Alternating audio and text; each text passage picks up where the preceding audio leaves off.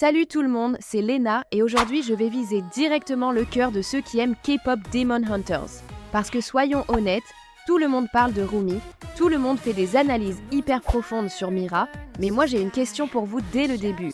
Et si le personnage le plus triste du film, ce n'était pas la demi-démone pleine de cicatrices, ni le garçon maudit par le grand méchant, et si le personnage le plus triste, le plus paumé à l'intérieur, c'était justement la fille qui fait le plus de blagues pendant tout le film? Oui, je parle de Zoe. Si vous avez vu K-pop Demon Hunters une seule fois, c'est très probable que vous soyez ressorti du cinéma avec une image très claire de Zoe. C'est la main rappeur, la compositrice pleine de flow, la plus jeune du groupe, la maknae officielle de Huntrix. Elle est américano-coréenne, elle a grandi entre plusieurs cultures, c'est cette boule d'énergie qui est toujours en train de faire une vanne, d'improviser un rap, de provoquer, d'arracher des rires au public et de casser la tension dès que l'ambiance devient trop lourde. Sur scène, c'est un feu d'artifice. En combat, elle arrive en tournoyant avec ses dagues, elle enchaîne les acrobaties, presque comme si elle dansait au milieu de la bagarre, utilisant le rythme pour casser la concentration des démons. Sauf que si on s'arrête 2 secondes et qu'on regarde calmement tout ce que le film montre et tout ce qui est dit sur elle, quelque chose devient très clair. Zoe n'est pas juste la rigolote du groupe. Ce n'est pas juste le comic relief balancé là pour rendre l'histoire plus légère. C'est la colle émotionnelle légère du trio, celle qui tient l'ambiance, qui transforme la peur en blague, qui transforme la tension en jeu et qui fait tout ça en portant une question super douloureuse à l'intérieur d'elle-même. Est-ce que je mérite vraiment d'être ici? Est-ce que je suis digne de faire partie de Huntrix? Le film laisse ça disséminer dans plein de petits détails. Quand on regarde la description de Zoe, tout est là. Rôle dans le groupe, main rappeur et compositrice, plus jeune membre, origine, américano-coréenne, naviguant depuis petite entre 2 mondes culturels différents.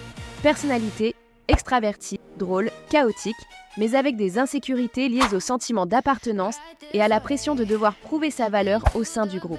Et son rôle dans le trio est justement décrit comme la colle émotionnelle légère, celle qui aide à désamorcer les tensions avec de l'humour et à maintenir l'énergie up, même quand tout est en train de partir en vrille. Regardez comme ça se connecte parfaitement avec l'univers de la Honmoon. La Honmoon est présentée comme une force spirituelle qui naît des émotions sincères, de la connexion vraie entre les chasseuses et le public, de cette énergie d'espoir, d'amour et de soutien que la communauté de fans génère. Elle se renforce quand les filles sont honnêtes avec elles-mêmes et avec le public, quand elles chantent à dos leur vérité, quand elles ne se cachent plus. Et elle s'affaiblit quand la honte prend le dessus, quand la peur d'être soi-même devient le centre de tout. Sérieusement, regardez comment ça colle au caractère de Zoe. Alors que Rumi est le symbole le plus évident de la honte, parce qu'elle porte des marques visibles, qu'elle a un passé littéralement lié au démon et qu'on lui a appris à tout cacher, Zoe c'est un autre type de cas. Elle aussi vit entre 2 mondes, mais pas entre le monde humain et le monde démoniaque. Elle vit entre cultures, entre identités, entre attentes. Le film lui-même utilise Zoe comme exemple de hybridité culturelle. Elle est américano-coréenne, elle flotte entre 2 univers et essaie de prouver qu'elle mérite sa place dans le K-pop. Ce n'est pas juste un petit fun fact sur sa fiche, c'est un vrai thème. Maintenant, imaginez, vous êtes la plus jeune du groupe, vous venez d'un contexte mixte, vous avez grandi en entendant des langues différentes, des références différentes, des valeurs différentes. Vous rentrez dans une industrie ultra exigeante qui a ses propres règles de beauté, de comportement, de travail, de perfection. Et en plus de ça, vous devenez chasseuse de démons, connectée à une énergie spirituelle qui réagit directement à la honte, à la vérité et à l'amour. À quel point vous n'auriez pas envie de prouver que vous êtes utile, que vous êtes fun, que vous êtes celle qui remonte l'ambiance de l'équipe?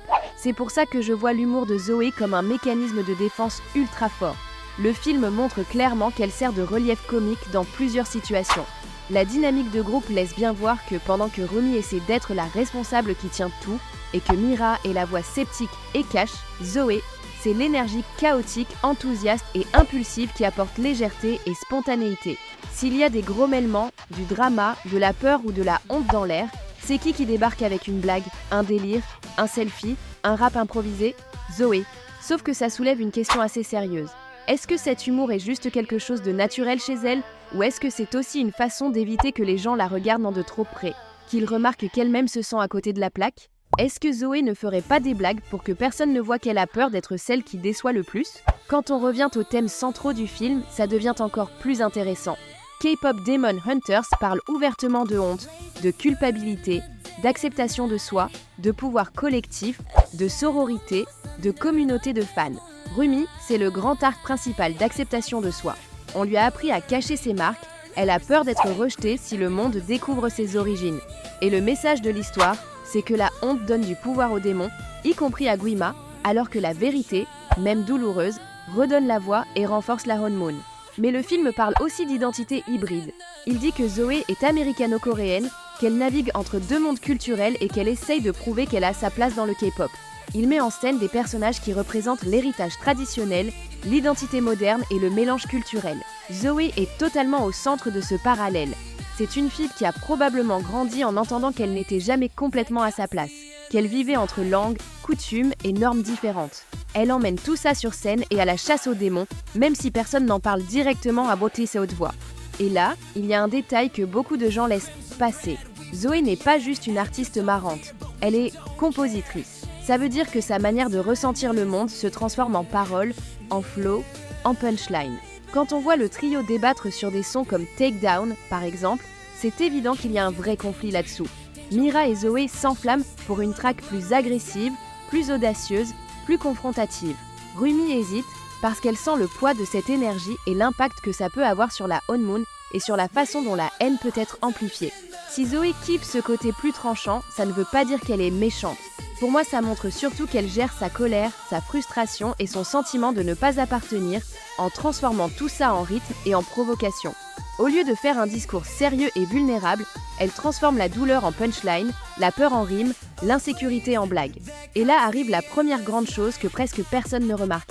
Zoé est une spécialiste pour transformer ses émotions en performance, mais pas forcément en conversation honnête. Alors que Rumi doit apprendre à vraiment parler de ce qu'elle ressent, Zoé, elle, parle tout le temps. Mais elle parle cachée derrière l'humour, le rap, l'exagération.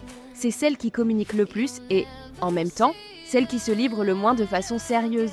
C'est pas troublant ça? Et puis il y a sa position d'étrangère, franchement.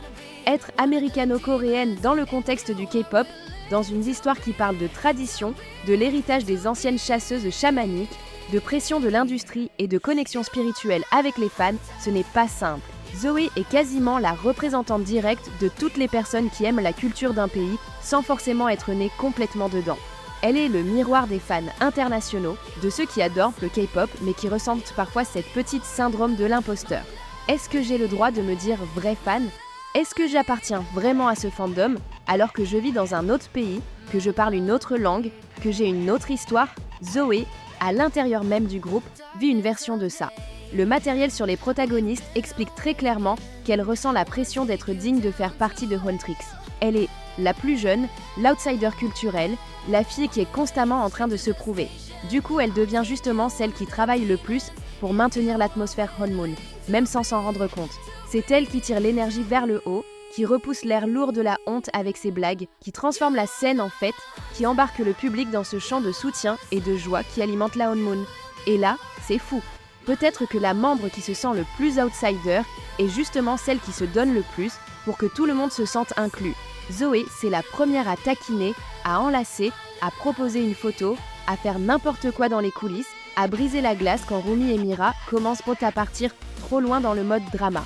Si la honmoon répond à l'honnêteté, à la connexion réelle et au refus d'être écrasée par la honte, Zoé est une sorte de gardienne émotionnelle de cette énergie. Elle n'est pas en première ligne seulement avec des dagues, elle est en première ligne avec son humour et sa spontanéité. Et maintenant j'ai envie de passer aux théories. Ok, là on n'est plus dans la partie officielle, ce n'est pas quelque chose que le film confirme en nous montrant son passé dans une énorme scène. C'est une lecture de fan, une interprétation. Ce sont des choses que l'histoire suggère mais ne montre pas directement et que nous, en tant que fandom, on peut relier. Vous êtes prêts à crier avec moi sur ces possibilités ? Première théorie. L'enfance de Zoé entre deux mondes a laissé des marques profondes de non-appartenance. Le film nous dit seulement qu'elle est américano-coréenne et qu'elle a grandi entre plusieurs cultures. Mais quand vous mélangez ça avec la manière dont elle cherche l'approbation et cette peur de ne pas être digne du groupe, on peut imaginer qu'elle a passé beaucoup de temps à entendre ou à ressentir qu'elle n'était pas assez. Peut-être qu'elle ne parlait pas la langue comme les autres. Peut-être qu'elle se sentait perdue entre les attentes de la famille, de l'industrie et de la culture. La théorie, c'est que cette expérience de n'être jamais complètement d'ici ni complètement de là-bas est devenue une blessure silencieuse et qu'elle a appris à s'en protéger en devenant la fille la plus drôle de la classe. Vous arrivez à imaginer une version plus jeune de Zoé essayant de survivre à coups de blagues ? Deuxième théorie. Zoé est un miroir plus light de Rumi. Rumi a un secret énorme et non négociable. Elle est à moitié démon. Elle a des marques sur le corps, elle a une origine qui se connecte littéralement au monstre que l'équipe affronte. Sa honte est à la fois concrète et fantastique. Zoé n'a ni cornes, ni queue, ni marque visible de démon, mais elle vit une autre forme d'entre-deux. Elle aussi est coincée entre deux mondes. Sauf que pour Zoé, le conflit est culturel et identitaire, pas surnaturel. Rumi se demande « Est-ce qu'ils vont me détester quand ils découvriront qui je suis ?» Zoé peut se demander « Est-ce que je mérite d'être ici, tel que je suis, avec cette origine, avec ce caractère ?» Ma lecture, c'est que les deux personnages te posent des questions très proches, mais avec des costumes différents. Rumi porte un secret gigantesque qu'on lui a appris à cacher et ça détruit presque sa voix et affaiblit la Honmoon. Zoé, elle, porte peut-être des insécurités moins visibles, mais tout aussi réelles, et elle choisit de gérer ça en exagérant sur la légèreté. Rumi se renferme, Zoé s'ouvre trop, mais toujours sur le mode blague. Les deux gèrent à peur d'être rejetés si on les voit en entier. Vous aviez déjà pensé à elles comme deux faces d'une même question ? Troisième théorie. Zoé est le pont émotionnel le plus important entre Huntrix et le fandom global. Le film insiste beaucoup sur l'idée que la communauté de fans n'est pas naïve. Les gens qui suivent les filles, qui remplissent les concerts, qui commentent, qui pleurent, qui vibrent, font réellement partie de la force qui nourrit la Honmoon. Des fans qui au début sont manipulés par des démons finissent par se transformer en barrière spirituelle quand la vérité éclate. Leur amour devient littéralement du pouvoir. Qui est la membre qui parle le plus avec le public ? Qui est la figure la plus accessible du trio ? Qui a cette énergie de fan qui est devenue idole ? Celle qui donne l'impression d'être encore en train de s'habituer à être célèbre et puissante ? Zoé. Et là, rappelez-vous du détail de son origine américano-coréenne. Elle a l'habitude de passer d'un monde à l'autre, entre les langues, entre les références, entre les manières de s'exprimer. Ça fait d'elle naturellement un pont. Elle comprend un peu chaque côté, donc elle arrive à traduire cette connexion d'une façon plus spontanée, même si le film ne montre pas une scène précise de coulisses où elle parle avec des fans étrangers, la construction du personnage pointe déjà dans cette direction. La fille qui a vécu entre deux cultures, qui est la plus jeune, qui semble toujours être en train de se prouver et qui utilise l'humour comme langue universelle, c'est celle qui est la plus prête à parler avec un fandom rempli de personnes qui vivent elles aussi entre plusieurs mondes. Des gens qui adorent la culture coréenne, mais vivent ailleurs, parlent une autre langue, ont d'autres histoires. Vous vous reconnaissez un peu là-dedans ? Et tout ça nous ramène à ce que je disais au début. Zoé est probablement l'un des personnages les plus tristes et en même temps les plus courageux du film. Parce que ce n'est pas facile d'être le clown de la bande alors qu'à l'intérieur, on meurt de peur de ne pas être assez. Ce n'est pas facile d'être le pont entre plusieurs mondes, de savoir que ton existence est un peu hybride et de quand même te jeter à fond sur scène, dans l'amitié et au combat, en essayant de garder tout le monde connecté. Si on regarde K-Pop Demon Hunters une seule fois, c'est très facile de ranger Zoé dans la case de Maknae marrante. On peut rire de ses blagues, trouver son côté faux-folle adorable, s'amuser de ses gaffes en combat et passer à autre chose. Mais si on revient et qu'on fait attention aux détails, à son origine, à la place qu'elle occupe dans la dynamique du groupe, au poids de son rôle dans la Honmoon et à la façon dont l'histoire parle d'hybridité culturelle et de non-appartenance, Zoé se transforme en autre chose. Elle devient un portrait très sensible de toutes les personnes qui vivent entre plusieurs identités, qui portent leurs insécurités mais choisissent quand de prendre soin des autres avec de l'humour. Et là, j'ai envie de vous renvoyer la balle. À quel point vous vous reconnaissez dans Zoé ? Vous vous êtes déjà senti entre plusieurs mondes ? Vous vous êtes déjà senti fan de quelque chose, tout en ayant peur de ne pas être assez fan ? Vous êtes déjà entré dans un groupe d'amis, de travail, d'études ou même un fandom, avec l'impression que tout le monde là-dedans était plus légitime que vous ? Et qu'est-ce que vous avez fait de ce sentiment ? Vous vous êtes refermé-t-il, comme Rumi au début ? Ou vous êtes devenu-t-il la personne drôle, qui anime, qui fait des blagues, qui essaie de mériter sa place grâce à l'énergie et à la légèreté ? Comme Zoé ? Pour moi, c'est ça le truc le plus beau du personnage. Zoé n'a pas besoin d'un énorme flashback traumatique pour être profonde. Le film fait confiance au public pour comprendre les sous-entendus. C'est une fille américano-coréenne, rappeur et compositrice, Maknae d'un groupe qui est aussi une équipe de chasse aux démons, qui vit dans une industrie qui exige la perfection et dans un univers où l'énergie de la honte peut littéralement tuer. Et malgré tout ça, elle choisit d'être celle qui rit, qui improvise, qui rappe ses pensées sur un beat, celle qui tire ses amis hors du gouffre quand tout devient trop lourd. À la fin, quand Huntrix a besoin d'être plus soudée que jamais, c'est impossible d'imaginer Rumi gagner toute seule. Elle a besoin de Mira et elle a besoin de Zoé, autant émotionnellement que littéralement au combat. Quand le trio chante ensemble, la Honmoon se renforce. Et j'aime penser qu'une partie importante de cette force vient justement de cette fille chaotique, drôle et un peu perdue, qui a appris à transformer la douleur en rythme et l'insécurité en blague. Vous aussi, vous avez cette sensation que sans Zoé, la Honmoon n'aurait pas le même visage. Donc voilà, la prochaine fois que vous reverrez K-pop Demon Hunters, essayez de regarder Zoé avec ce regard-là. Faites attention à la façon dont elle débarque dans les conversations les plus tendues. Regardez combien de fois elle essaie la première à casser l'ambiance lourde.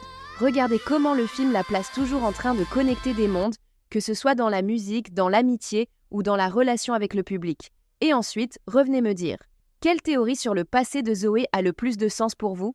Vous pensez que sa douleur est plus silencieuse que celle de Rumi?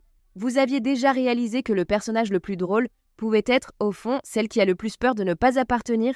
Racontez-moi tout en commentaire, parce que j'ai trop envie de lire vos théories sur la vie de Zoé avant Huntrix, sur ses insécurités, sur ce côté fan devenu idol et fille entre deux cultures devenue pont pour tout un fandom. Et si vous voulez, je reviens dans une autre vidéo juste pour réagir à vos théories et monter un vrai dossier complet sur Zoé, la véritable gardienne chaotique de la Honmoon.